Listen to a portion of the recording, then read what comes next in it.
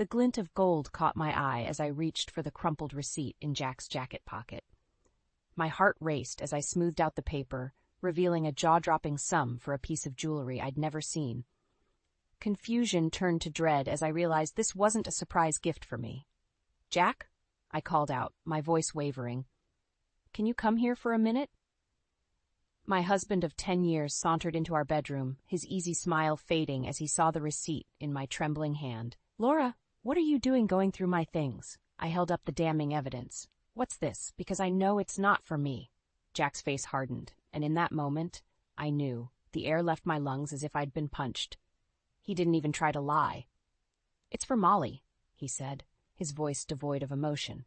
"I'm sorry you found out this way, but maybe it's for the best." "Molly?" I repeated, the name tasting bitter on my tongue. "Who the hell is Molly?"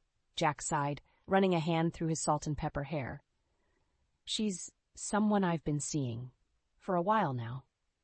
The world tilted on its axis. I gripped the edge of the dresser to steady myself. "How long is a while, Jack?" 6 months, he admitted, not meeting my eyes. 6 months. Half a year of lies, of betrayal. I thought of all the late nights at the office, the sudden business trips. How could I have been so blind? Why? I choked out, tears threatening to spill over.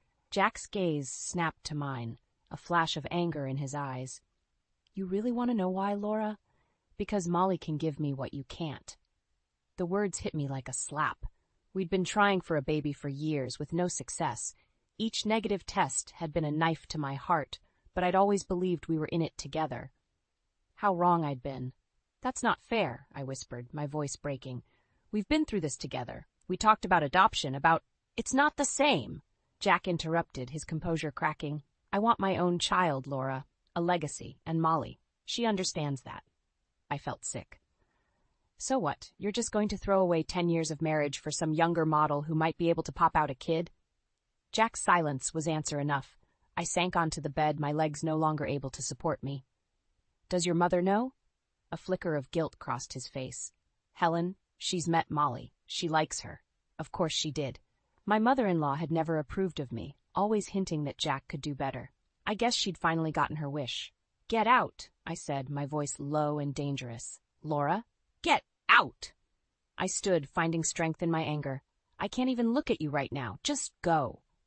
Jack hesitated for a moment, then nodded. He grabbed his keys and wallet from the nightstand. At the doorway, he paused. "I am sorry, Laura. I never meant to hurt you." I laughed, a harsh, bitter sound. "Well, you did a piss-poor job of that, didn't you?" The front door slammed, and I was alone. The silence of the house pressed in on me, suffocating. I looked around the room we'd shared for so long, seeing it with new eyes. How many lies had been told here? How many nights had he lain beside me thinking of her? My gaze fell on our wedding photo on the dresser. With a cry of rage, I swept it to the floor, glass shattering. As I stared at the broken frame, a realization hit me. My life, the future I'd planned, lay in pieces at my feet, but as the initial shock began to fade, another emotion took its place. Determination. I might be down, but I was far from out. Jack and his precious Molly had no idea what was coming. I reached for my phone, fingers shaking as I dialed a number. "Dad? It's me. I need your help." I stared at the business card in my hand, my stomach churning. Discreet Investigations was embossed in gold lettering, a stark contrast to the turmoil in my heart. My father's words echoed in my head. "Laura, honey, you need to know the whole truth." With trembling fingers, I dialed the number. A gruff voice answered. "Malone speaking." "Mr. Malone, this is Laura Jennings. I need your help." We arranged to meet at a cafe the next day. As I hung up, a wave of nausea hit me. Was I really going to spy on my own husband? The cafe was bustling when I arrived, but I spotted Malone immediately. He looked exactly like a private investigator should. Weathered face, sharp eyes, and a no-nonsense demeanor. "Mrs. Jennings," he nodded as I sat down. "Tell me what you need." I took a deep breath. "I need evidence of my husband's affair. Concrete proof." Malone's expression didn't change. "Consider it done. I'll need some information." For the next hour, I laid bare the intimate details of my life, Jack's schedule, his habits, even the make and model of his car. With each revelation, I felt a piece of my heart crumble. "I'll be in touch within a week," Malone said as we parted. "Try to act normal in the meantime." Normal. What a joke. But I managed to go through the motions, even as Jack's lies became more apparent. The late nights, the secretive phone calls, how had I been so blind? 5 agonizing days later, my phone buzzed with a text from Malone. Evidence collected. Meeting tomorrow? Same place. That night, as Jack mumbled another excuse about working late, I felt a surge of anger. Don't bother coming home, I snapped. I'm sure Molly would love to have you. Jack froze, his face paling. Laura, I held up a hand. Save it, I know everything. The next morning, I met Malone with a mix of dread and determination. He slid a manila envelope across the table. It's all there, he said gruffly. Photos, video, even some audio recordings. You sure you want to see this? I nodded, my throat tight. With shaking hands, I opened the envelope and began to sift through its contents. The first photo hit me like a punch to the gut. Jack and a younger woman, Molly, I presumed, locked in an embrace outside a restaurant. Their intimacy was undeniable.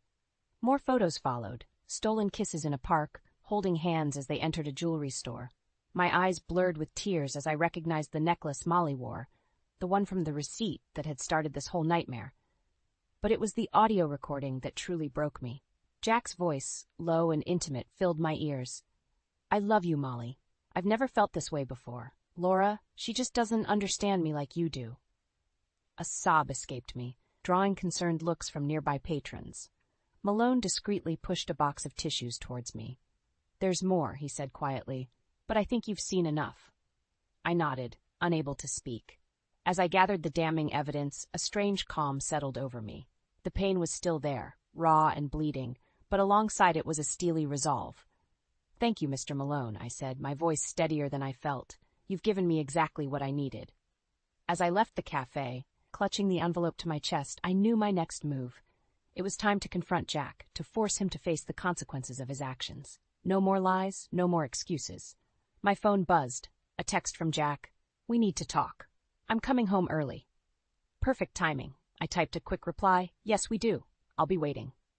The stage was set for a showdown. As I drove home, my mind raced with all the things I wanted to say, all the pain I wanted to inflict.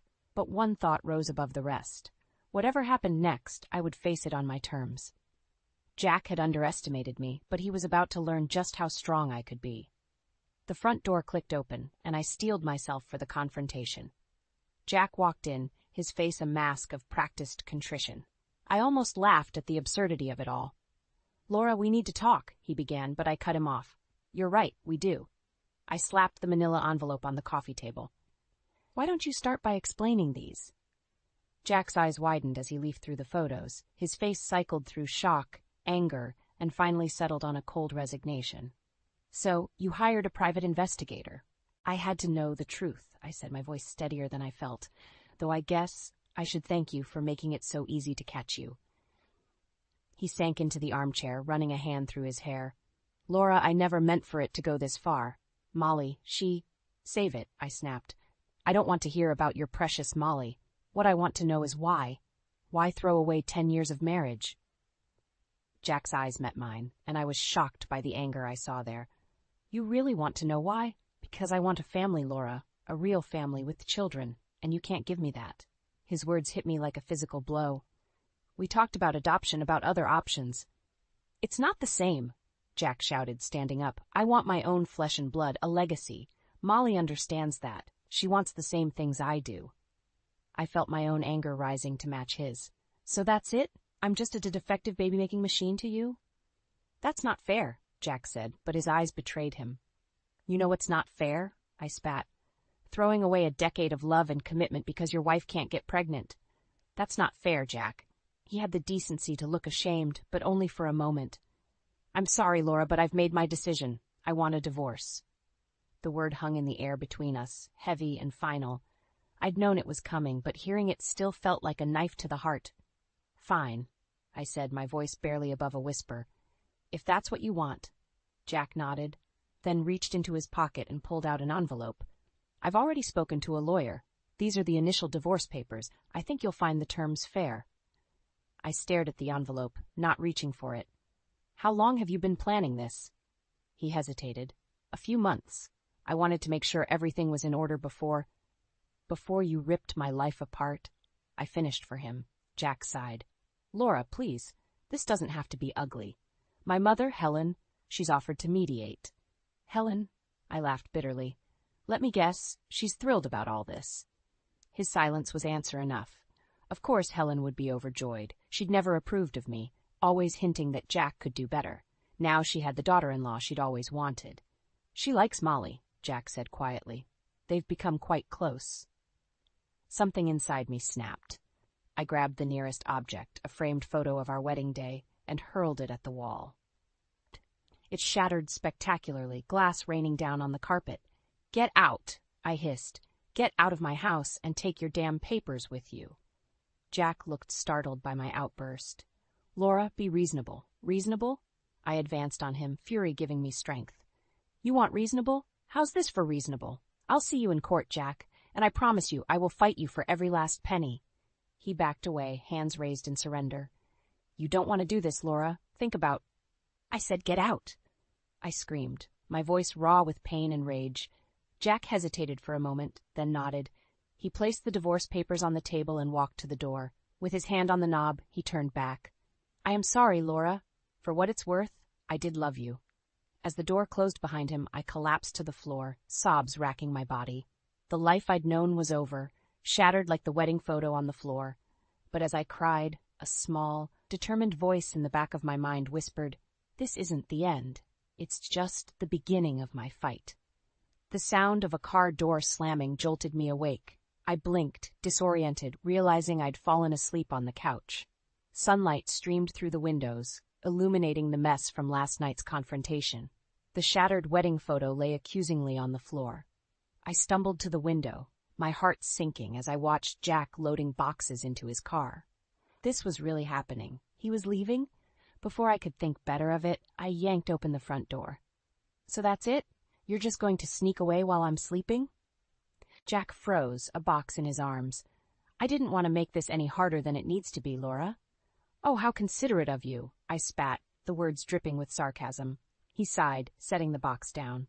Look, I've left the divorce papers on the kitchen table. My lawyer will be in touch about... Your lawyer, I interrupted. What happened to Helen mediating? A flicker of guilt crossed Jack's face. Mom thought it would be better to keep things professional. I laughed bitterly. Of course she did. Wouldn't want to risk me poisoning her precious son against her new favorite daughter-in-law. Laura, please, Jack said, his voice strained. Can we not do this? Do what, Jack? Acknowledge the fact that you're abandoning our marriage for a younger model who can give you the babies I couldn't? His face hardened. That's not fair. You know it's more complicated than that. Is it? I challenged. Because from where I'm standing, it looks pretty simple. You found someone who could give you what you wanted, so you're throwing away 10 years like they meant nothing. Jack ran a hand through his hair, frustration evident. I never meant to hurt you, Laura, but we want different things. It's better this way. Better for who? I demanded, tears stinging my eyes. For you? For Molly? For your mother? Because it sure as hell isn't better for me. He looked away, unable to meet my gaze. I'm sorry. I truly am, but this is how it has to be. As Jack turned back to his car, something inside me snapped.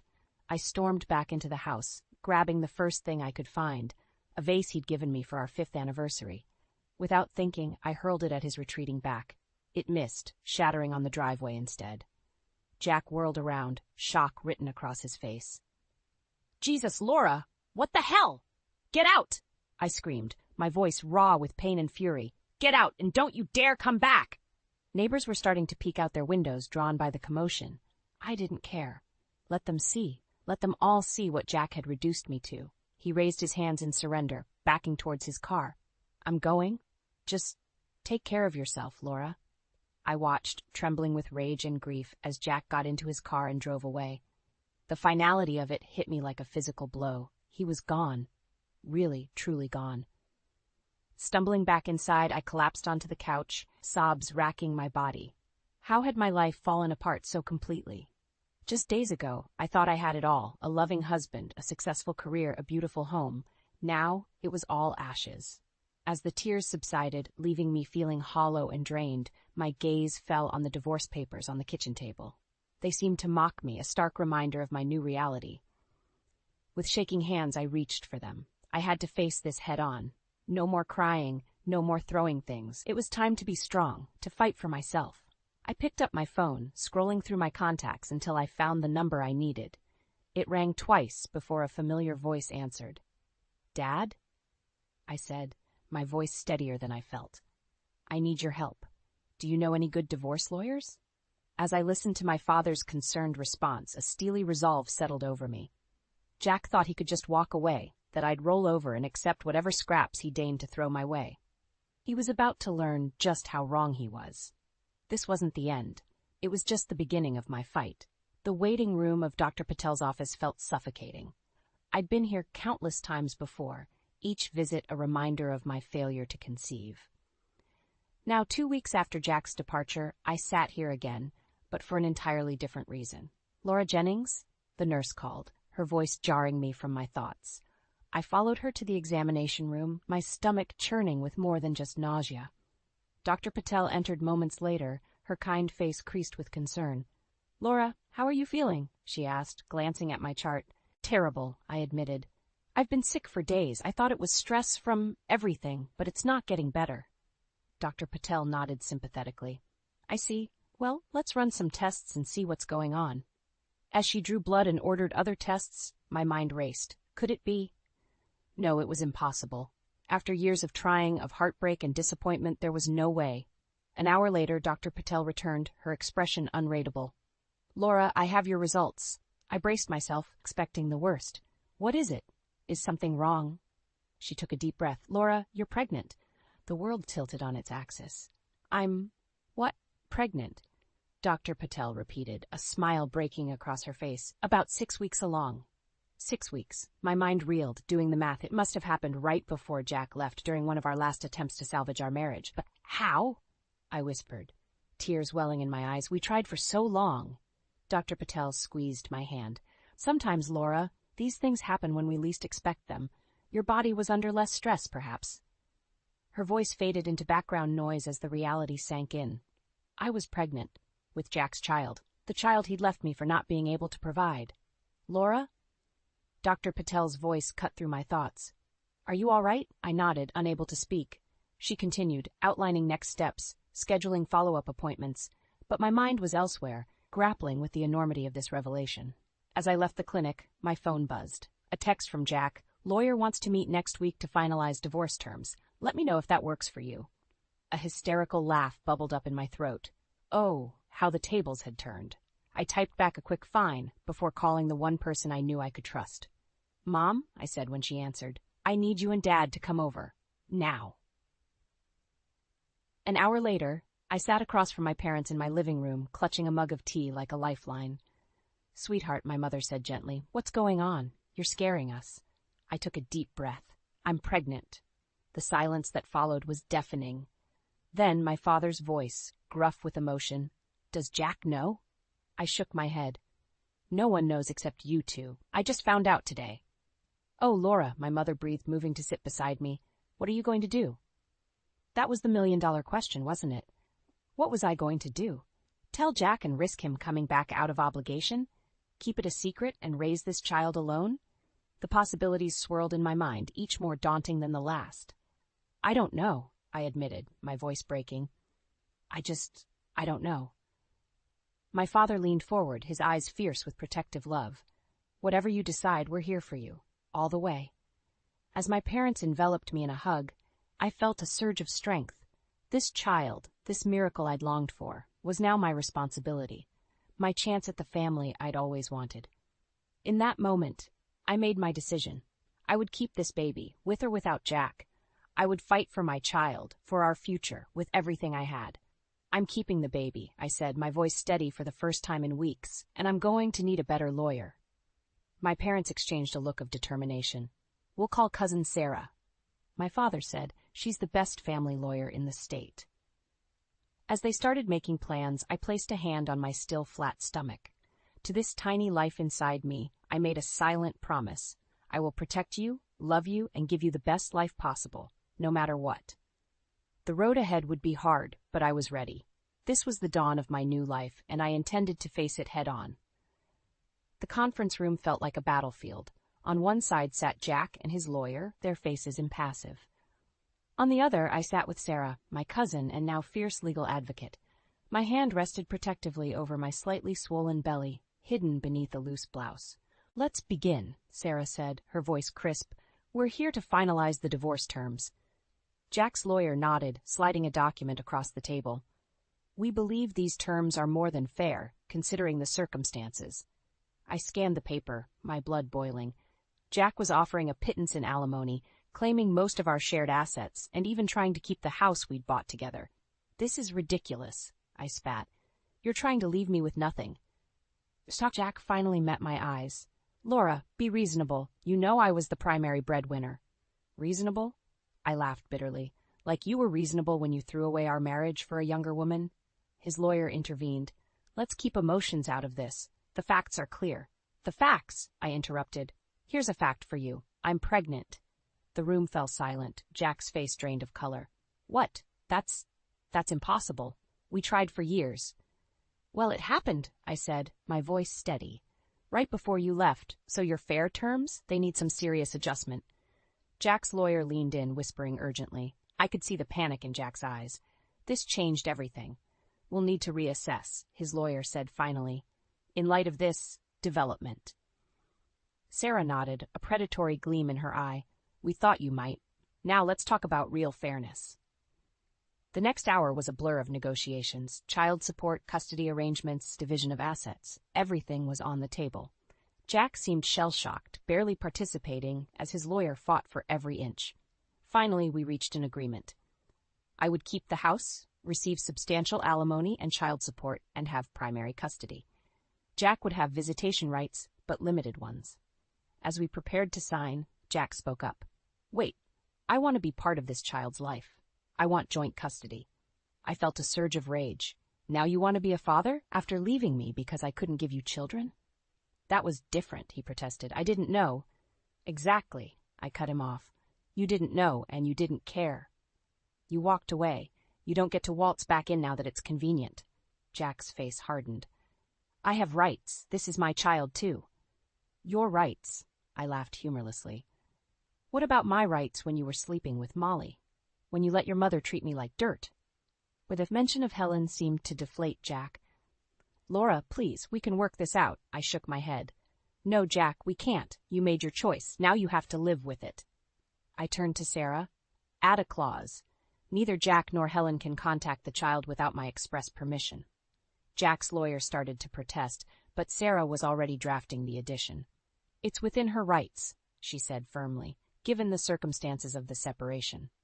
As Jack signed the papers, his hand shaking slightly, I felt a weight lift from my shoulders. It was done. I was free. Outside the office, Jack caught up to me. "Laura, wait. Can't we talk about this?" I turned to face him, one hand on my belly. "There's nothing left to say, Jack. You wanted a family? Well, congratulations. You're going to be a father, but you lost the right to be a husband and partner when you walked out that door." His face crumpled.